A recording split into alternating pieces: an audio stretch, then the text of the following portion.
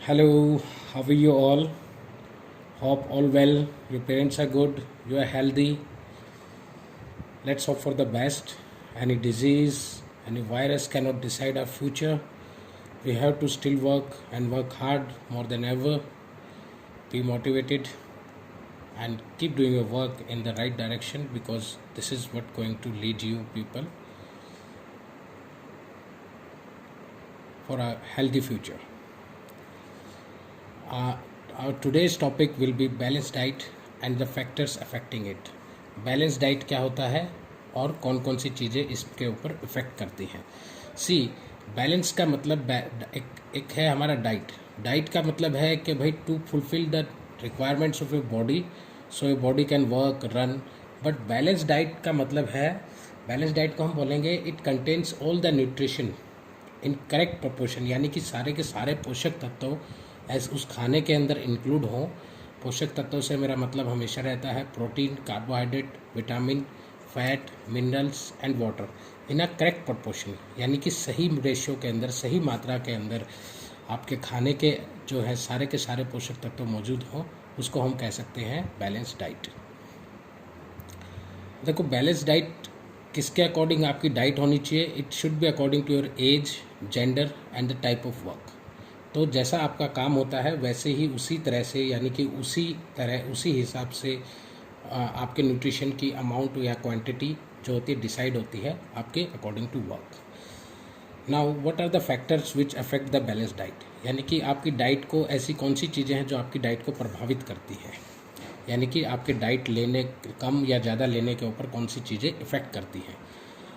ये 5 फैक्टर्स हैं जो कि मेन जो आपकी डाइट को जो है इफ़ेक्ट करते हैं. सबसे पहला है age. Age is always major issue.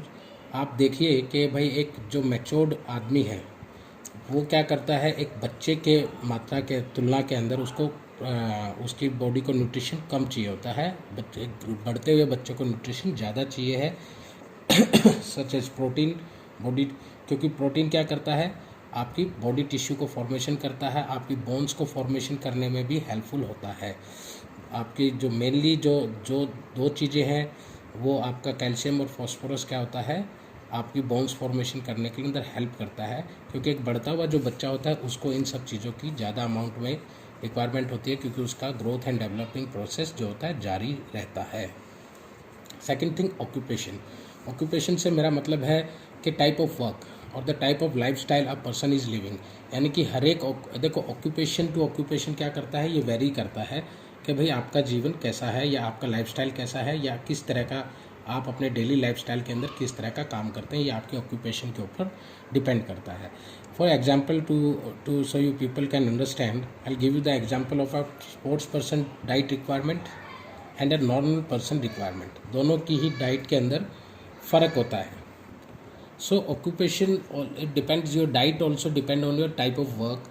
Like अगर मैं एग्जांपल दूँ आपको कि एक स्पोर्ट्स पर्सन है उसकी रिक्वायरमेंट बहुत अधिक रहती है न्यूट्रिशन के मामले में, जबकि एक नॉर्मल पर्सन की रिक्वायरमेंट कम रहती है.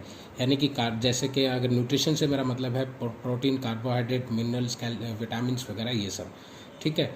तो आप देखिए एक स्पोर्ट्स पर्सन होता है उसकी डाइट के अंदर न्यूट्रिशन की मात्रा बहुत अधिक रहती है, यानी कि प्रोटीन की मात्रा एक नॉर्मल आदमी से उसको ज़्यादा चाहिए है, क्योंकि उसकी मसल रिकवरी का रिक्वायरमेंट बहुत अधिक रहता है, क्योंकि सुबह शाम वर्कआउट करते हैं, जिसकी वजह से उसके मसल टिश्यू फाइबर्स को रिपेयर करना जल्दी जल्दी बहुत ज़रूरी होता है.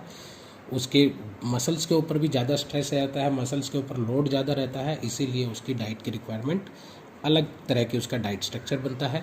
जबकि एक नॉर्मल पर्सन को जो है नॉर्मल कामों के होके गुजरना है, उसकी नीड भी कम होती है, उसके काम के हिसाब से उसकी नीड होती है, उसके न्यूट्रिशन जो उसके डाइट कंटेन करती है वो थोड़ा उसके मुकाबले कम मात्रा में रहता है. So this is how occupation effect your diet. Climatic और geographical condition. Climate is always your diet should be according to your climate और योर जोग्राफिकल कंडीशंस. देखिए जो कोल्ड क्लाइमेट के अंदर जो लोग रहते हैं उनकी डाइट के अंदर फैट्स और प्रोटीन की मात्रा उनको बहुत अधिक ज़रूरत होती है, यानी कि वो इस तरह की डाइट को उनको खाना चाहिए जो ठंडे मौसम के अंदर इस तरह की डाइट खानी चाहिए जिसके अंदर फैट्स और प्रोटीन की मात्रा ज़्यादा हो. जो लोग हॉट क्लाइमेट में रहते हैं, गर्म मौसम के दौरान क्या करना चाहिए, बैलेंस डाइट लेनी चाहिए जिसके अंदर फैट लेस होता है. ठीक है। यानी कि अगर देखो जोग्राफिकल कंडीशंस के ऊपर भी क्लाइमेट डिपेंड होता है कि किस तरह की जोग्राफिकल कंडीशन है, उसी तरह का वहाँ का वेदर होता है। ठीक है, यानी कि आपके एरिया की भौगोलिक स्थिति क्या है। अब देखिए एग्जाम्पल के तौर पे जब भी हम अगर if you talking about the diet is individualised, never can be generalised, क्योंकि डाइट क्या होती है, इंडिविजुअल टू इंडिविजुअल डिपेंड करती है, क्योंकि उसके टाइप ऑफ वर्क के अकॉर्डिंग, और दूसरा वो कैसी जगह पे रहता है। ठीक है, सभी के लिए एक जैसी डाइट काम नहीं करती है।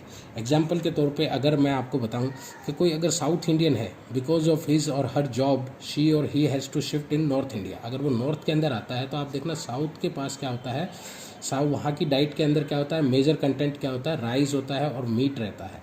और नॉर्थ इंडिया के अंदर लोग ज़्यादातर वेजिटेरियन डाइट के ऊपर डिपेंड होते हैं।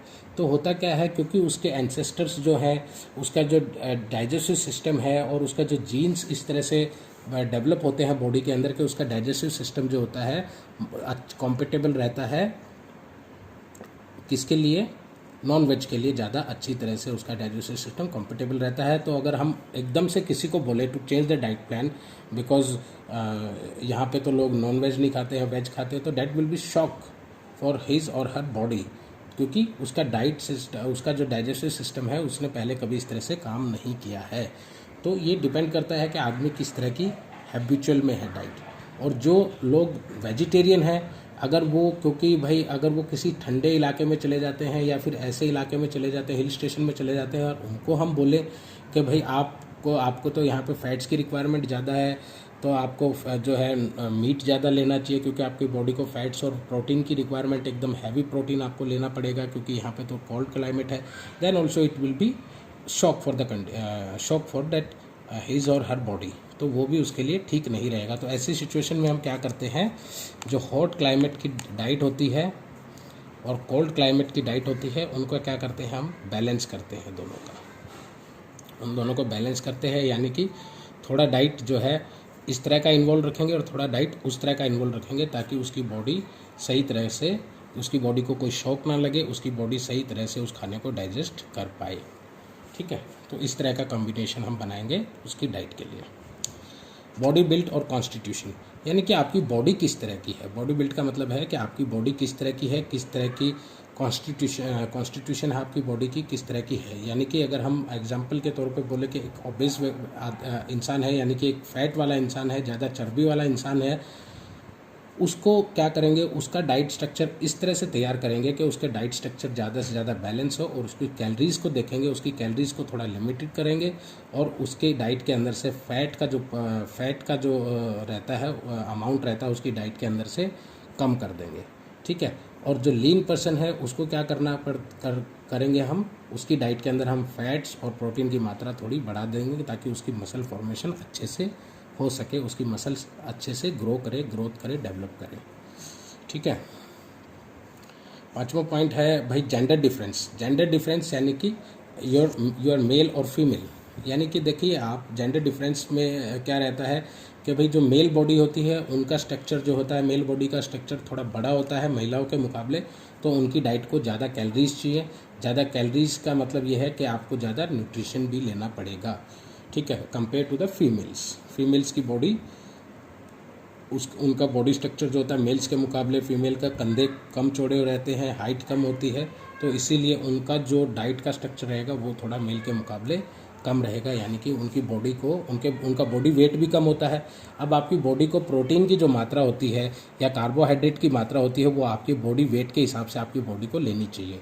अगर मान लो एक नॉर्मल आदमी है तो उसको 1 से 1.25 ग्राम तक प्रोटीन, 1.25 ग्राम तक प्रोटीन रोज का खाना चाहिए। अगर वो एक स्पोर्ट्स पर्सन है तो उसको मान लीजिए भाई उसके बॉडी वेट के हिसाब से 1.5 से 2 ग्राम प्रोटीन तक रोज खाना चाहिए। तो ये क्या होता है, ये जो आप न्यूट्रिशन के जो मात्रा ले रहे हैं वो किसके ऊपर डिपेंड करते हैं, आपके बॉडी वेट के ऊपर डिपेंड करती है। तो इसीलिए मेल और फीमेल की डाइट के अंदर थोड़ा फर्क होता है, ये आपके बॉडी वेट के ऊपर डिपेंड करती है। अब तीसरा जो सबसे लास्ट का फैक्टर है, जो 6th फैक्टर इसके अंदर दिया गया है इंपॉर्टेंट फैक्टर, वो है कि भाई प्रेग्नेंट और फीडिंग मदर। यानी कि अगर कोई प्रेग्नेंट लेडी है तो उसकी डाइट के अंदर हम क्या करते हैं, आपने घरों में भी नॉर्मल देखा होगा जो लेडीज़ रहती हैं, अगर वो प्रेग्नेंट है तो उस कंडीशन के अंदर उनके फैमिली मेम्बर्स उनके क्या करते हैं, खाने पीने का अच्छा ध्यान रखते हैं। उससे मतलब क्या है कि भाई उसका न्यूट्रिशन का एक्चुअल हमें ध्यान रखना चाहिए कि उसकी डाइट के अंदर carbohydrate, protein, fat, vitamins and minerals ये अच्छी मात्रा में हो, बिकॉज अनदर लिविंग थिंग उसके अंदर जो होता है उसकी बॉडी के अंदर वो कैरी करती है। और इस तरह से फीडिंग मदर होती है, जो माताएं अपने बच्चों को दूध पिलाती है, उनकी बॉडी को भी ज़्यादा न्यूट्रिशन चाहिए होता है। ठीक है, तो उसका न्यूट्रिशन का जो है अमाउंट बढ़ा दो, ना कि एक चीज़ पे फोकस नहीं करना है। क्योंकि जनरली क्या करते हैं लोग, खाने के ऊपर ध्यान देते हैं, खाने के ऊपर ध्यान नहीं देना है, न्यूट्रिशन के ऊपर ध्यान देना है कि राइट अमाउंट में उसका कार्बोहाइड्रेट थोड़ा बढ़ा दो, प्रोटीन थोड़ा बढ़ा दो, फैट्स थोड़ा बढ़ा दो, विटामिन थोड़ा बढ़ा दो, उसकी डाइट में मिनरल्स थोड़ा बढ़ा दो। ये नहीं होना चाहिए कि भाई फैट ही आप ज़्यादा बढ़ा रहे हैं, यानी कि आप कार्बोहाइड्रेट ज़्यादा बढ़ा दे रहे हैं, उससे काम नहीं